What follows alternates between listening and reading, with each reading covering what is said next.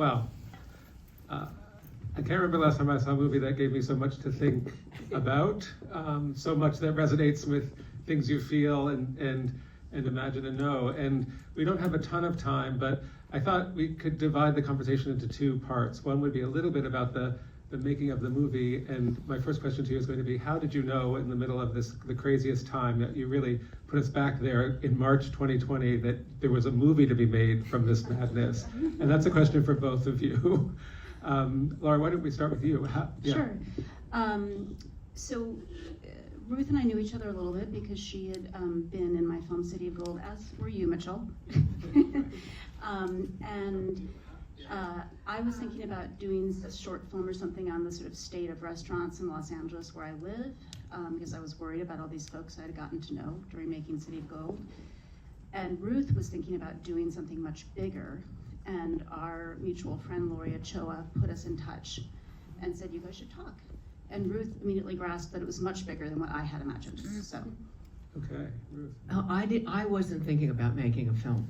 I just thought, when I went to the supermarket and saw empty shelves for the first time, I thought, maybe this is the moment I've been waiting for my whole life. Maybe this is the moment where Americans stop taking food for granted and finally understand that the food won't always be abundant, it won't always be there, and they'll be home and they'll be cooking. And I came home and said to my husband, it's horrible. I couldn't buy anything. There was a sign on the door that said, we have no bread, none. But I think this could be good. And Michael said, well, but the other thing could happen. It could be the complete triumph of industrial food. And I thought, I have no idea what's going to happen, but I'd like to keep a record. So when we come to the end of it, we will know why we are where we are. And so I just started calling people, and it was never my idea that it would be a film. I just thought, 30 years from now, there will be this footage, which will be interesting for people. And then Lori called me and said, Laura's making this film about LA restaurants, and we hooked up, and I feel incredibly lucky because Laura just immediately saw the film, and she said, okay, we all thought COVID would last 6 weeks. And she said, so you spend the next 6 weeks reporting this, and then we'll figure out who the main characters are, and we'll make a film. Well, 2 years later, I was still zooming. I know 3 people with COVID right now, right? Yeah. Well, and that leads me to a question that I couldn't help but wonder, because you see the stories evolve, obviously, as the time passes and the situation changes. And I'd love to talk a little bit about the storytelling. And from your perspective, as such a great writer and a storyteller, I love that you described your first restaurant reviews as stories that mentioned restaurants in them. And what the difference in telling a story through this way was for you, just one step away from being the author of that story, but the process of storytelling in film and the evolution through documentary. Well, it was Laura who saw it. A year in, Laura said, something amazing is happening with these Zooms, and I'm going to use the Zooms. And I was really horrified. Wait a minute. No one was in makeup and hair for the Zooms, right? I'm doing this in my pajamas. I'm just reporting this. But Laura saw something. So, Yeah, we worked together very closely during Ruth's Zooms, so she would do Zooms all week long, then my team and I would watch them, and then we'd all meet on a Zoom twice a week and discuss them. We started identifying themes and characters that we thought we could sort of go take another step with, and then we would pursue that. But what we saw was just this spontaneity and this intimacy in the Zooms, and a relationship being formed between Ruth and all these people, because she brought so much empathy and this kind of body of knowledge and just great reporting to it. They were becoming friends and confidants. And so it seemed like, well, maybe that's part of the story and that too. so comes out in the film, yeah. I think the moment that convinced me, because I was really skeptical. Oh my God, it doesn't look good. It's not cinematic.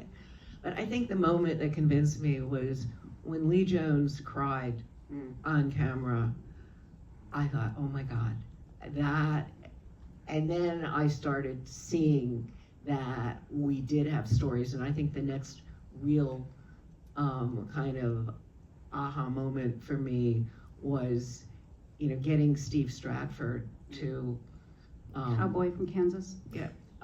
because when I first called him, he was like very skeptical. I was just another East Coast person, and then I learned everything I could about his business. I mean, I went down rabbit holes. I learned about drop credits. Right. And I mean, really, Wow. and I, on the second one, I spewed all this information at him, and then and He so, was impressed. She won him over. but the next, real, for me, this is a story moment, is after the election, when he just opens up. I wrote that down. Yes, I wrote that down, that actually Ag does better under Democratic administrations. But anyway, let's move a little bit from the movie, because we can't not talk about the content, obviously. And in watching it, this is now my third time, I'm struck by some themes that are woven. I mean, the story is so beautifully told that it's very complex, but to me there are a few in no particular order, and I just want to throw these out there and talk about them, have us talk about them a little bit. And one of them is obviously this notion of broken economic models, which comes out when you're talking about restaurants, it comes out when we're talking about farms. I suspect it comes out when you're talking about documentary filmmaking, Absolutely. as I was watching. And so some reflections on that, and is it the model that's broken? Is it our expectation of what good is and what efficiency is, that comment about scalability versus replicability? I just would love to hear some thoughts. I think Steve actually says it perfectly. He says, I just wish the government would get out of it and let us fight it out. Or if they are going to weight the scales, he doesn't say this, I'm adding this, if they are going to weight the scales, they need to weight the scales in the right direction. But right now, what we have is the government putting its big, fat, heavy hand on industrial agriculture, agribusiness, industrial food, and that is broken. That is what has broken us. Can Laura talk about Yeah, that? I would agree. I mean, you see it in also what Steve Stratford talks about how he doesn't say rigged, but he implies that it's rigged, that like these producers are moved to this sales lot, these producers moved to that sales lot. I mean, it's basically monopolized, right? So he can't get ahead at all. Right.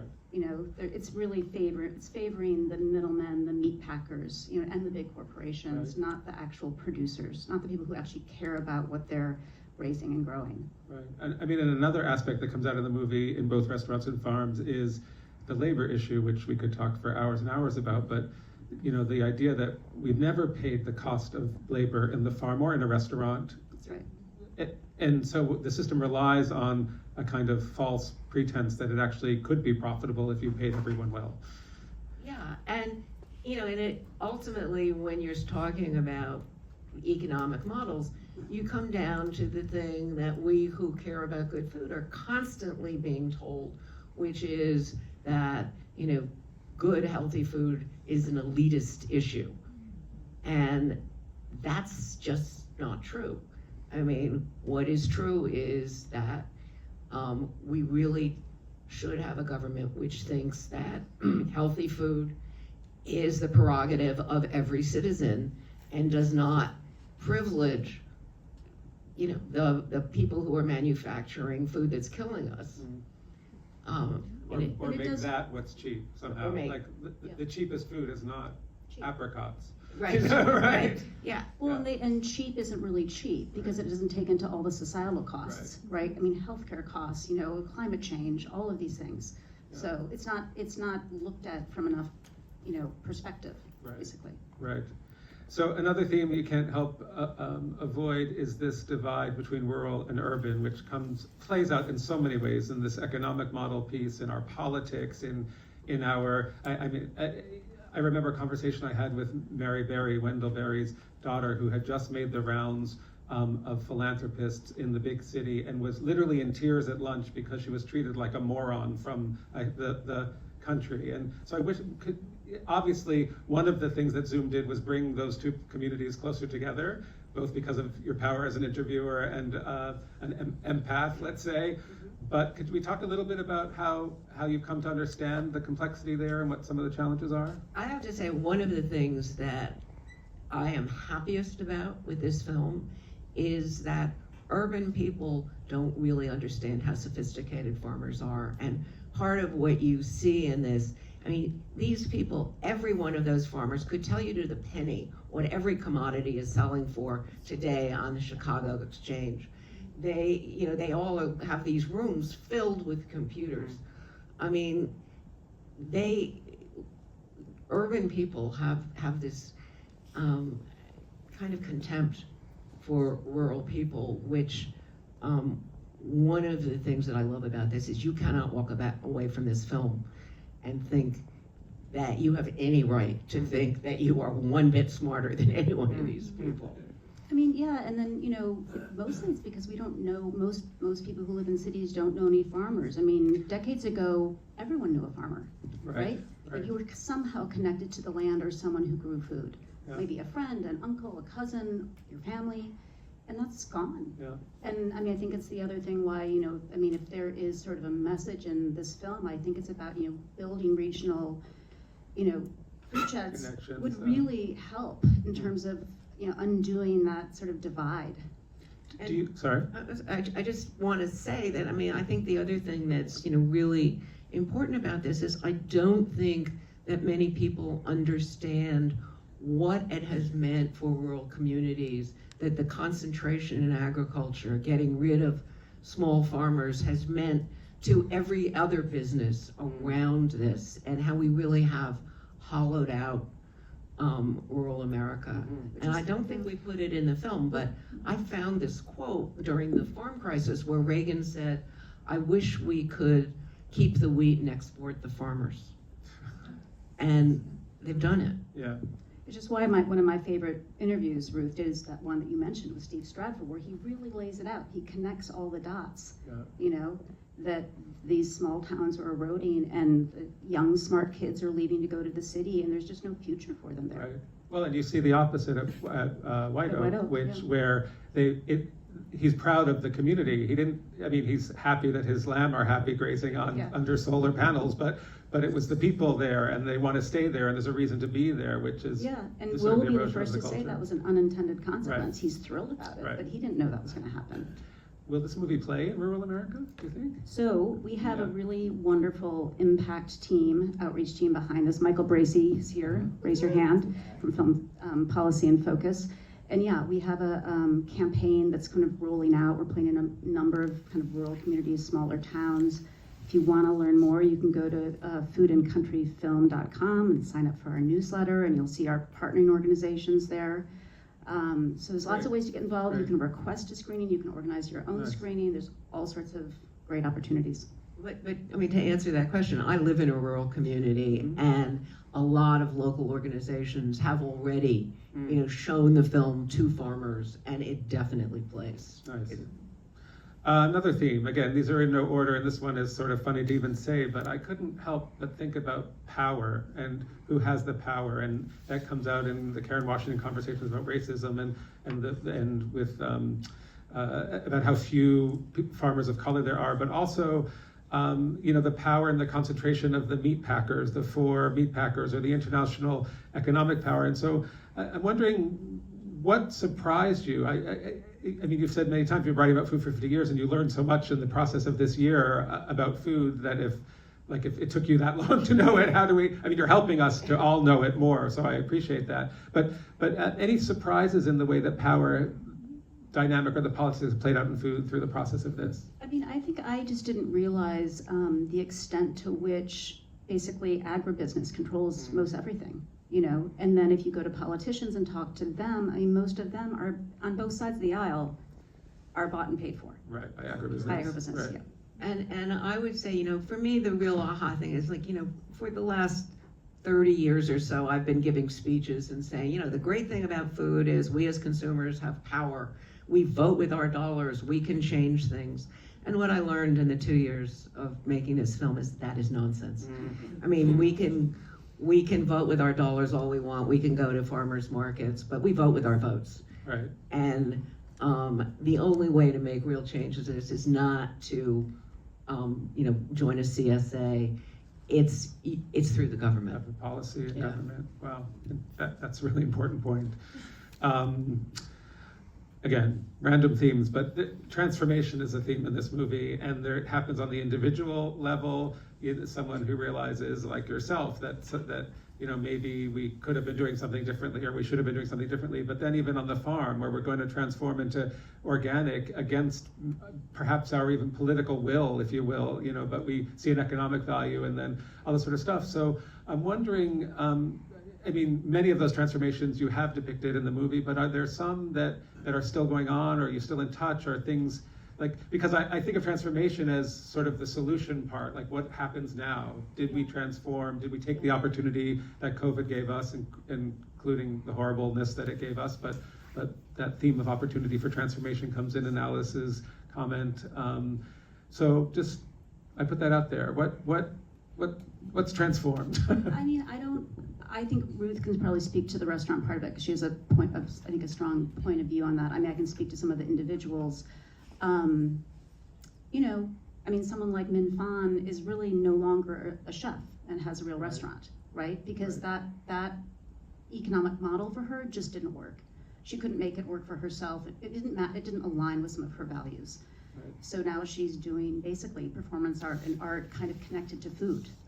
So right. that is a transformation. Huge. Yeah. Rima Seal is still working on her employee-owned business. It is one now, but the space that you see at the end of the film, unfortunately, that just fell through a few weeks ago. Oh. The financing fell through, so now she's looking for a new space. These are details. Yeah. Because they're all, they're individual sort of choices these people are making. Right. But I think in the restaurant business, it's still really hard. And Ruth, you say what you usually say here. Well, but in the farm, what happened to the Joneses was, they really took it to heart that, that they had only one kind of customer. Yeah. And they have a huge new business with food as medicine. And Bob in particular is working with a doctor who's building a hospital that's going to be built around, healthy food.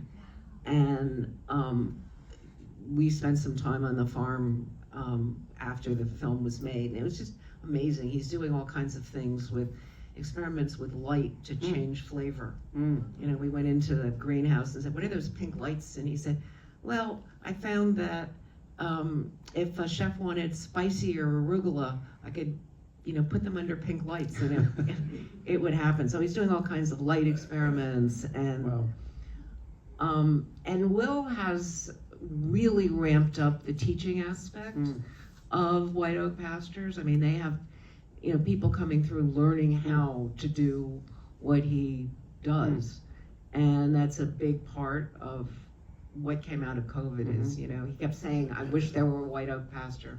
Right, 3 in every county, or what? Yeah. Right. And he's working on that. Restaurant-wise, every chef I spoke to, and you're not seeing most of them in the film, but all of them said things will be different when COVID is over. Things aren't different. And that's really a disappointment. All these chefs who said we're never going back to the old ways, and a lot of them told me, things work so much better when it's not the Escoffier model, when we don't have the hierarchy, people aren't yelling at each other, working has been so much nicer. They're back to screaming at each other. Right? You can say it, right? Well, the pressures have got. The cost of doing business, I hear from everybody in restaurants, is so insane now. I guess as a final point, I want to ask. It's not really a movie about solutions, obviously, and we are already feel quite removed from the time that this captures and that you've so nicely chronicled for us. I just happened to check before I came up. Cisco's now worth $76 billion. Their revenue was $76 billion last year. So, like you started to say, things have gone back in restaurants. So just a little reflection on where we are, whether we've missed that opportunity, that the cracks were shown and we could have done something to change them, you think, or a little bit more about how it's spreading, and you know, this is another piece of a larger puzzle that is infecting people. I mean, is this film festival, we see movies that have some hope. Final thoughts? I think that one of the things, I mean, that happened after we made this film, but was starting to happen then, is we are really seeing, I mean, the federal government is not doing it, but a lot of local governments are doing a lot about helping create regional food sheds. And, you know, I mean, you look at organizations like Linwood, and they are being replicated in a lot of other places in the Berkshires where I live. I mean, there are all kinds of organizations that have come together to help farmers become regenerative, to do workshops on, I mean, somebody was telling me from one of these organizations, you know, we did a grass workshop for dairy farmers, and it was so successful that we're going to keep doing them because, you know, the farmers are trading information on what happens with certain kinds of grasses in different areas. And I think that although the federal government did not learn much from this, local governments learned a lot. Interesting. Yeah, and I would say the same thing. I think we chose these characters because we wanted to sort of profile folks who are working slightly outside of the system or completely outside of the system or some kind of combination. And that because they're outside the system, they can innovate and they can pivot and they can, you know, they can see new sort of revenue sources and sort of seize those opportunities, like Chef's Garden, who are, you know, now they sell to all sorts of institutions, you know, in addition to restaurants. You know, I think I agree with Ruth. There's a lot happening locally, I think, but I will come back to the point that, you know, we still haven't passed the Farm Bill. Right. And, Right. you know, there's a lot at stake. There's a lot at stake, yeah. Right. Add it to the long list of things at stake at the election coming up, and I hope you all register and all vote, please. Well, thanks again for the two of you for persevering. It's a great movie. It's amazing to think that we are far enough away that this can bring you back to that moment as soon as it starts, and you're like, oh my God, that was just then, you know. So I appreciate that, but also that you find the hope and opportunity in that and have told such really wonderful stories, personal and for the larger good. Thank you. Yeah, thank you.